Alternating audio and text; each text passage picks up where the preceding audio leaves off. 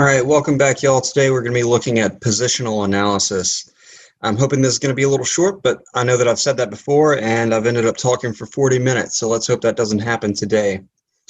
We've looked at this image before of this painting by George Seurat, and we overlaid a 5x8 or golden mean rectangle on top of it, and looked at the way that if we broke that golden mean rectangle down into proportional breaks, that we would find that elements in the painting coincide with the location of the proportional breaks of the format. Now, the painting itself by Seurat is not a 5x8 or golden mean rectangle, but he does do this trick at the top where he has these rows of lights, a very clear dividing line there, and below that is a golden mean rectangle. So these positional analyses, when we're looking at a painting, the painting might not itself be in that format, but it still uses that format within the image to help find the location of things. And another thing that I want to make clear before I move on too far with this, and this goes for really everything that we're talking about in this design class. It is easy after the fact to look at these master works and to see the way that these things can be broken down into these really neat combinations using different proportional breaks, using the geometry of the format. It's important to understand that the artist, when they're making these things, it doesn't mean that the artist is using this hidden geometry or these proportional breaks in a conscious way. Once you've studied this sort of proportional breaking system and looked at enough masterworks, and I mean, that's what this is all about, is looking at and really studying masterworks. Once you've done this enough and you yourself have made enough work, you're going to start to position elements of your image, whatever image you're making. If you're designing, again, a magazine layout or you're making a painting, it doesn't matter. You're going to start positioning things within your format according to strong positions, strong perceptual locations within that format. You'll start doing that naturally because you'll have built up this repository of subconscious knowledge in your head from looking at all of these masterworks so often, and from making the work yourself. You will become sensitive to the locations in the format that are most powerful. So it's important to understand that what we're looking at is the end of art. It is, here is Seurat given us this painting, and we're looking at it way zoomed out using these design principles in a way that he may or may not have been really thinking about when he was in the process of making this. So at the end of the work, at the end of it, the thing that he's showing us, now we can look at it and see the sensitive nature of the way that he's laying out the elements in the format. Only at the end of art can we see these things. So what I'm trying to say is that you shouldn't necessarily feel the need to apply these things beforehand when you're making a drawing or a print or a painting, or you're designing something for a graphic design class.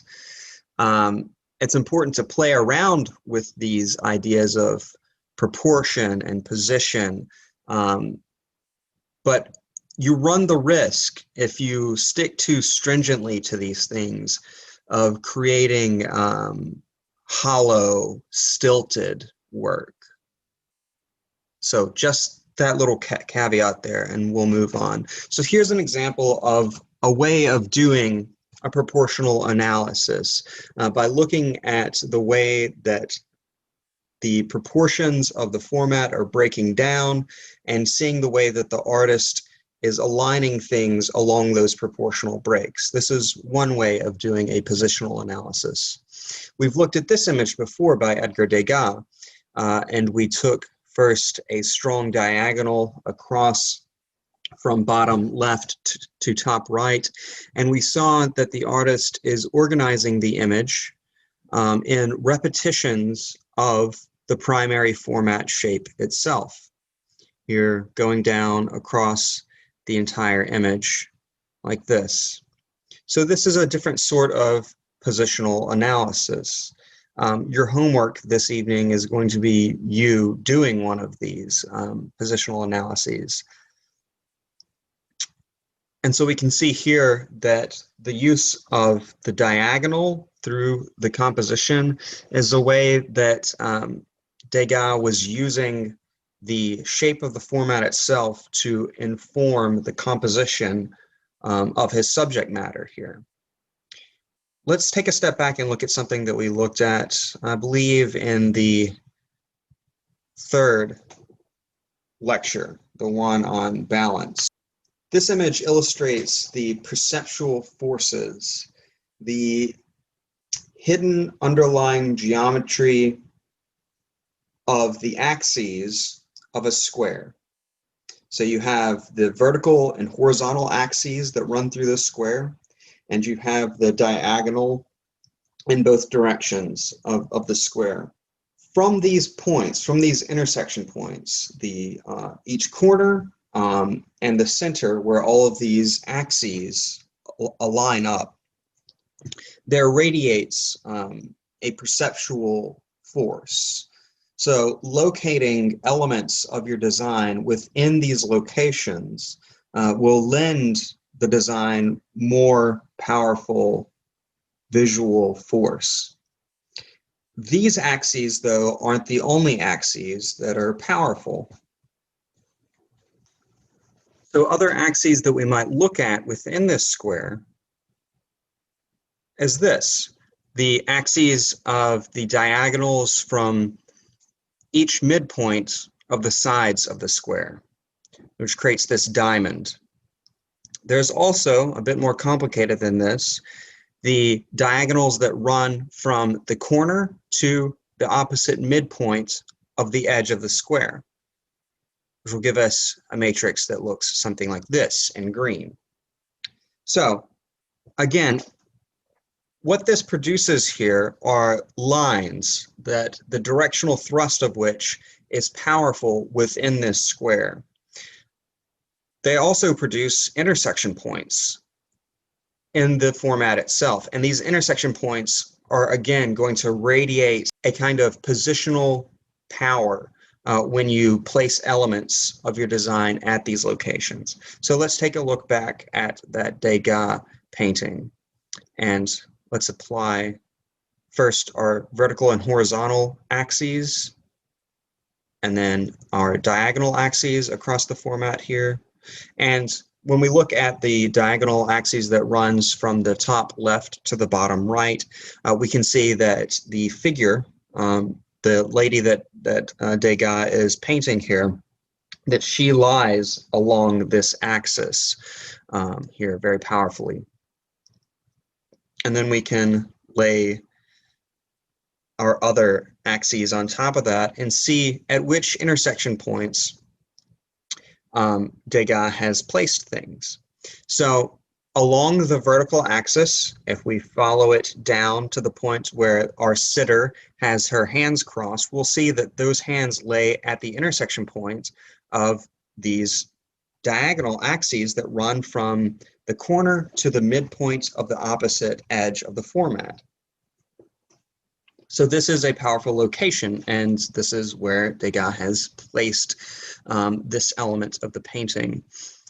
We can see also along the vertical axis where our yellow intersection lays on that vertical axis, that this is the location actually of the eyebrow of our sitter.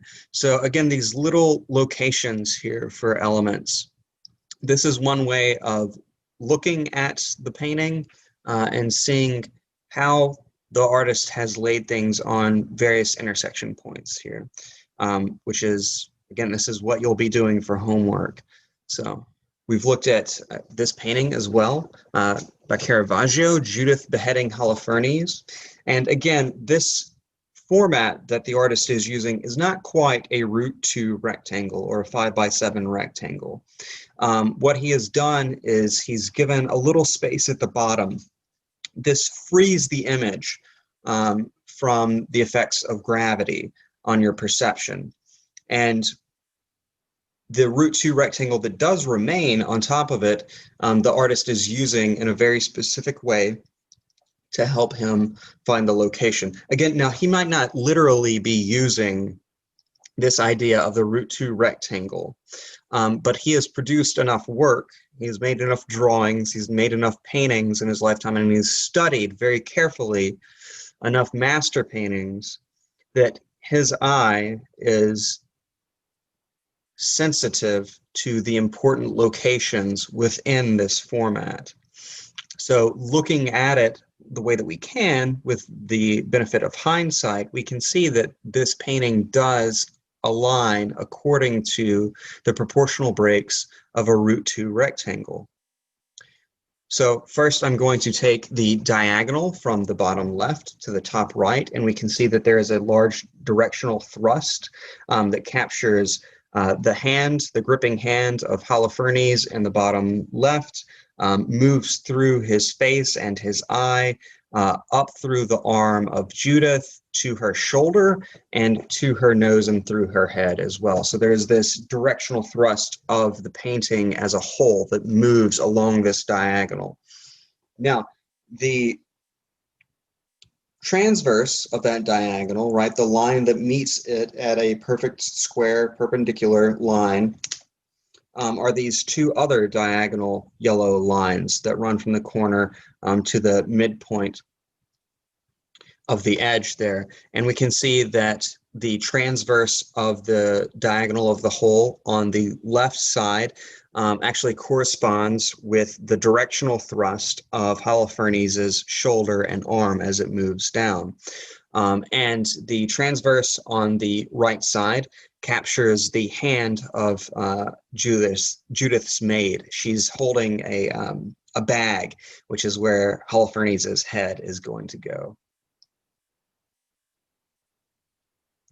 And we'll break this √2 rectangle down in halves, because that's how the √2 rectangle breaks down according to its diagonal and its transverse. It splits the image into halves. And so we're breaking it down into its proportional system here. And we can see that this helps us find other locations within the painting itself. And we can see that also some of these shapes and sizes that are produced by breaking this image down into its proportional breaks helps us find major shapes that correspond. This to the proportionally smaller and smaller elements in the format like that. So this is, again, another sort of positional analysis, along with a proportional and size analysis. More simplified view there.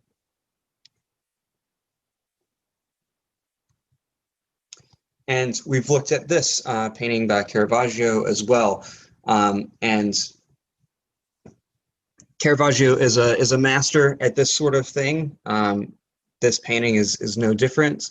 There exists within this painting a 5x8 or golden mean rectangle. And we're going to find the diagonal of that rectangle, and we'll see that the major thrust that moves through the painting all falls along this major diagonal axis. Okay, great. The transverse of that diagonal axis is going to give us the thrust of the head of the mourning woman there. I believe that's Mary Magdalene. And the square break from the bottom is going to cut through the elbow, the hips, and the head of the two men who are pulling Christ down from the cross into his tomb. And we'll continue to break this image down by its proportional breaks here. Again, just like we did with the proportion lecture, where it's breaking down according to the intersection of the diagonal and the transverse of the diagonal. And when we take this major curve of the 5x8 of the golden mean, we can see that once again, elements of the painting align in their positionality along this general curve here.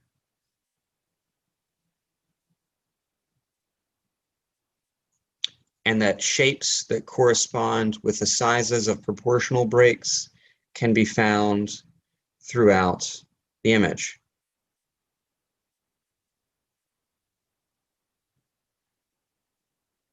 Proportionally smaller and smaller and smaller according to the proportion of the format itself.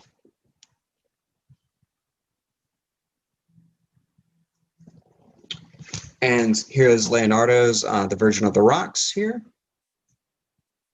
And we're going to lay a golden mean rectangle on it, which this golden mean rectangle is a little bit longer than the painting by Leonardo here.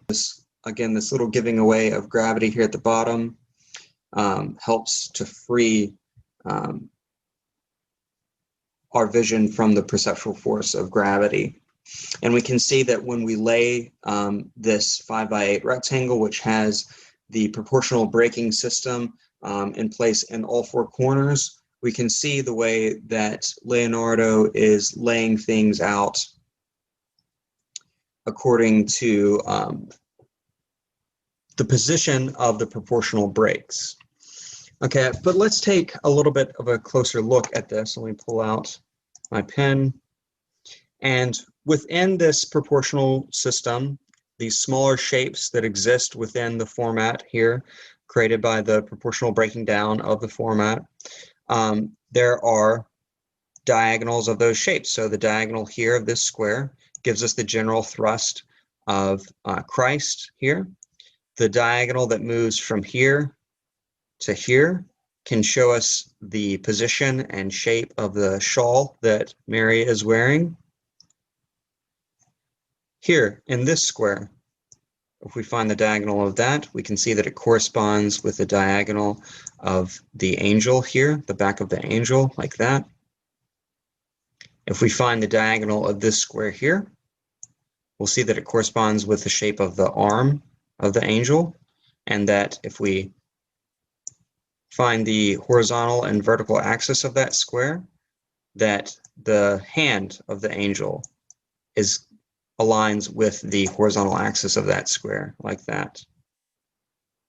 The transverse of the diagonal of this square here gives us the directional thrust of the Christ's arm there, and so on and so on. You could continue breaking down each smaller shape within this proportional system in terms of its axes, its vertical and horizontal axes, its diagonal axes, and the like, to find more and more positional locations of the elements of the painting. And we've looked at this painting by James McNeill Whistler, and seen the way that if we lay a 5x8 or golden mean rectangle on the left side, it will give us the location of the handkerchief that the woman is holding and the painting on the back wall. And that if we lay a 5x8 or golden mean rectangle along the top there, that it will cut through the sitter's hands as well as her face and help us to locate some of those elements. And if we shave a square off of the right side, then we might find that the diagonal of the square corresponds to the overall diagonal thrust of the sitter here. And that within this diagonal system, that there is a modulation of larger to smaller squares that help to compose the image. This painting by George Bellows that we've looked at, I'm going to lay that trusty golden mean rectangle on top of it, and you can see the way that he is, again, he's giving away the bottom there to gravity and allowing our visual energy to be freed from the perceptual forces of gravity. We can find the diagonal of the square on the left and see that it corresponds with the major thrust of the boxers.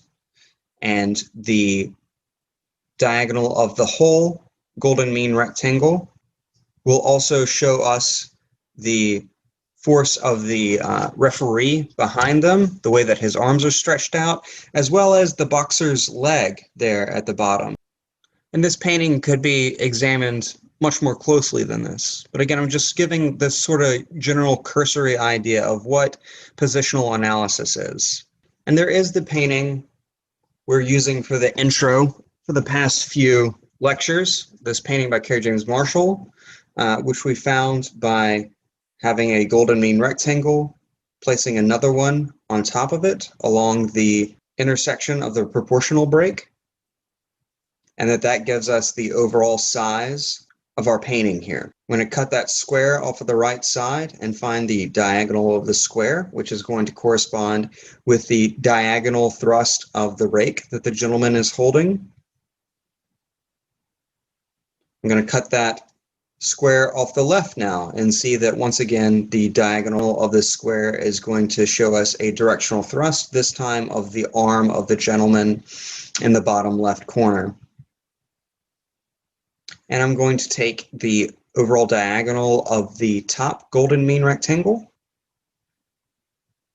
and I'm going to see that the sign corresponds with a repetition of the primary shape here, and that sign is situated along the vertical axis of the proportional break.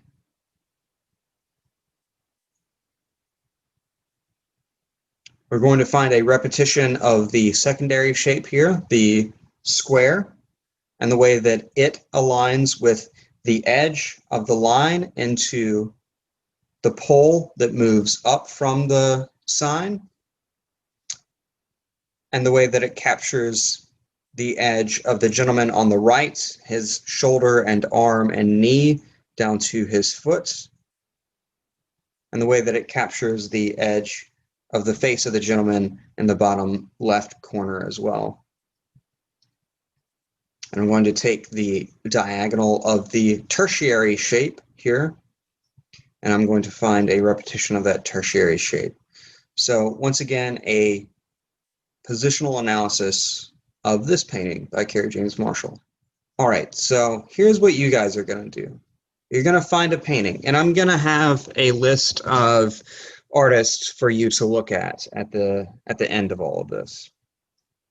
But say this is your painting. It's by Edgar Degas. It's called The Dance Lesson. And one thing that I might suggest, and here's how I want you to do it, because I do want you to be able to have this in your sketchbook. You can do it on your computer, but you're going to need to print it out. And there's going to have to be some color in there. You're going to need at least a black Sharpie and a red Sharpie. But it would be beneficial, most beneficial for you to print out an image of whatever painting that you select, to have it printed out, but print it out in black and white. And there's a reason for that. Color is a very difficult thing to get past. We're not even touching it this semester. I mean, we've been looking at images that have color in it, but we haven't even begun to discuss the way that color and light and dark change and shift things. So for our sakes here, let's look at this in black and white. And this is what I want you to do. You print out your image in black and white, okay? And then you take and you draw on top of it, and you find things that correspond in powerful positional ways. And then you're going to highlight those in red. Pretty simple to do here. And it doesn't have to really use these deeply complex geometric proportional systems either. And I'll show you how. So in this image, I'm looking at it, and something about it says that on the right side, I see a square. Okay, so I'm gonna draw and measure out a square from the right side. And there it is. And it doesn't actually lay where I thought the square was going to lay. I thought that the square was going to align with the break in the wall there, but it doesn't. It actually does something which is more powerful. The left edge of the square runs directly through the center of gravity of this ballerina seated on this chair here. That's a strong positional place. If I'm drawing on top of my image, I might run a red marker through that vertical line that cuts through her back like that. Okay, what else do I have here? Well, I'm going to take the diagonal of the whole because diagonals seem to be strong things. And I'll notice something right away. Okay, there is a thrust from the bottom left to the top right. There is a seeming modulation of size going on from largest in the bottom left to smaller and smaller and smallest in the top right. Okay, so I'm going to highlight in red this diagonal of the whole because I can see, right, that it's powerful. Now, obviously, this is in yellow. You guys are looking at it, but I'm saying, like, you've got a black and a red Sharpie that you're drawing on top of this thing with, you know, highlighted in red. Okay, what else can I do here? Well, if I'm stuck a little bit, I might find the vertical and horizontal axes that run directly through the center of the image. Okay, doing this, now I'm starting to see something a little bit different that I didn't quite expect. I'm seeing a square in the bottom left corner, and there it is. A square that is made from below the horizontal central axis of the image. And I'll see that my ballerina in the bottom left occupies that space perfectly. Okay. And when I do that, I notice that in the top right, there seems to be also a division of a square that I can find there. It does. My smaller ballerinas who are further away occupy this square in the top right, and these two central located ballerinas occupy now this other square that I've found. All right, so what else can I do? Well, I want to stick in this top right corner for just a second. So I'm going to take the diagonal of one of these squares. Oh, okay. And I can see there that parallel to this diagonal runs the thrust of the shoulder of the seated ballerina and the thrust from the head down through the back and into the tutu of the standing ballerina that's right there. Okay, so I'm going to highlight that one here in red. That is a positional moment there that aligns with the geometry of the picture plane. Okay, I'm going to revisit this bottom left square that I found where that ballerina is sitting. And I'm going to find the diagonal that runs from the corners to the midpoint of the opposite line, like that. And I can see that she is seated in a very strong triangular shape like that, that captures, right, her essence, this triangular shape there in the bottom. Now I am getting curious about what this format actually is. It's a strange format. It's a very long format, and I don't think that it's a root 5, and I know that it's not a tatami, but I do want to see what happens when I double this square up. So the square that I found on the right side, I'm going to add another square, right, just to the left of it. Okay, and that's interesting because that actually finds the perfect little triangle that creates the arm that the ballerina in the bottom left, she's got her head weighted down on her arm, and the left line of this square that I just added, along with the diagonal that I added previously to that square, creates this triangle right here that aligns perfectly with the shape of her arm there. Okay. Oh, here's a thing that I didn't actually see before, but the vertical axis here finds the edge of the photo on the wall, like that. Okay, what else?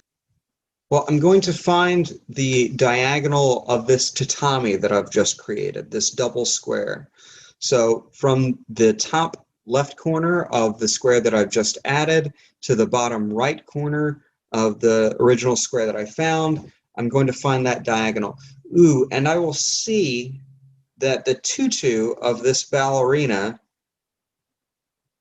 is shaped perfectly along this diagonal axis. And in the small top right square, I'm going to bisect that. I'm going to cut it in half horizontally, and I'll see that the ballerinas in the top right all exist within this very top tatami up here, this double square that I've just created.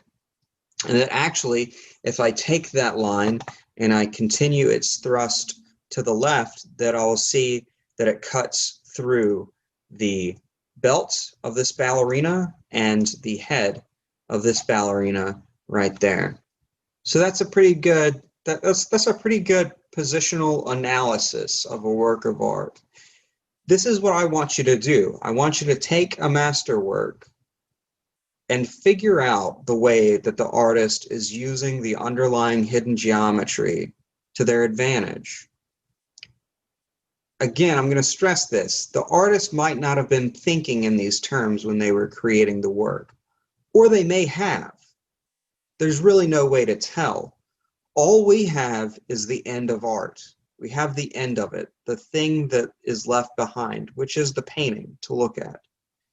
And we're retroactively applying this thing to it, this geometry to it. But whether they're thinking of this actively as they're creating it or not doesn't matter, because it's still using these perceptual forces. What makes the work great is the fact that these perceptual forces, this hidden geometry of the picture plane, is being used in such a way, because the positionality of these things on this format is a language. It's a visual language. It's not a language that you've probably ever heard of before this class, but it's a language, and it's a very, very old language. We've been using this language for as long as we've been making visual imagery, this language of position. That the work uses this language, uses these perceptual forces in so strong a manner, helps it to communicate. So at the end of the day, it doesn't matter whether or not these were conscious decisions, because they still communicate in the way that is effective to us perceptually, which is what you need in art and design. You need for your image, again, whether it's a magazine, it's a book cover, it's a menu, it's a painting or a print or a drawing or anything in between, the thing needs to work perceptually on your viewer and it needs to work immediately. All of these elements, these positional elements, were in this painting by Degas before I pointed them out. I'm discovering them along the way, but they were there from the very beginning. And so that's your homework. Studio problem number 19. Using narrow dark lines in a root 2 format, create a variety of geometric and organic lines and a variety of size while creating a unity of position and space.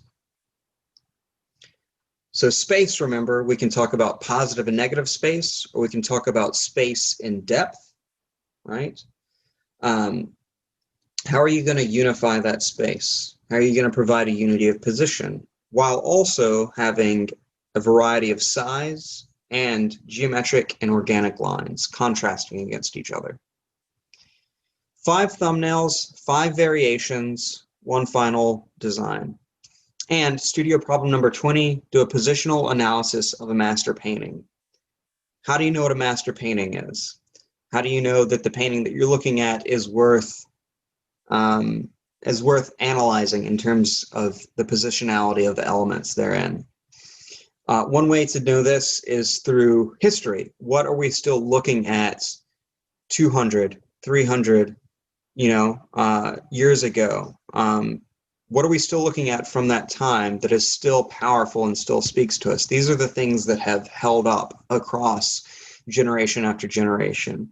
And that's one way that you know that something is a masterpiece or not. The other way is that I'm just going to tell you. I'm going to provide you here with a list of artists to look at.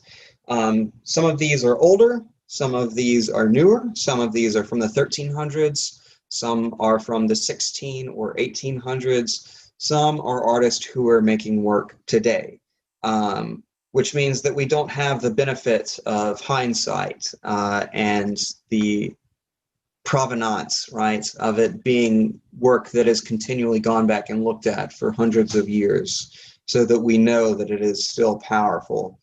But I've been studying this for a good amount of time now, and I can tell you with some pretty good confidence that the contemporary artists who are listed here, they're not as many as the older artists, but the contemporary artists are good. They're very good. So here's this list of artists. I'm going to leave it up for you to look at for a while. You can take a screenshot, do whatever you need. Do some research. Find an artist whose work really speaks to you, and then find one of their paintings that really gets to you, and do this positional analysis. Break it down in terms of horizontal and vertical axes, of diagonal axes, of the way that we used even more complex diagonal axes. Look at it. Where are those square breaks, right? Those are usually pretty strong breaks in a composition. Where are, more importantly, but more difficult also, where are the proportional breaks in that image? Can you find in the image a golden mean rectangle? And is the image using that golden mean rectangle effectively? Is there a root 2 rectangle or any of the other rectangles that we discussed? Some of the ones that we didn't talk about when we talked about proportion were, a little bit simpler of rectangles, 2x3 rectangles, 3x4 rectangles. These are things that we see every day. If you have a 4x6 picture on your cork board that somebody printed out for you, that's a 2x3 proportional rectangle, which is the reason that cameras will often have that 9 rectangle grid in it. It's a grid that has been broken into thirds because 2x3, it's easy to break the composition of a photograph down into thirds in that way, which is why, again, cameras will often have that guide to help you as an easy way of composing the image along the third breaks. Find a painting by an artist on this list, get it printed out, because you can do this on a computer screen. I've been doing it on a computer screen to produce these videos for you, but it is more important and it builds a stronger memory if you're holding the thing and if you're using a ruler on it and you're drawing on top of it. So draw on top of it, draw all over it. You might want to print out a couple of different copies of the same painting, because once you start drawing on top of the thing and you got to erase some errant lines, you know, you might pull up some of the ink of the print along with it. But find the really strong, powerful positional locations and use a red Sharpie marker to highlight those areas. And use a black one to highlight any of the other structural breaks in the image that helps you to understand the thing. So with that, again, I'm going to leave this list of artists up for a little while. Take screenshots. If you have any questions, send me an email.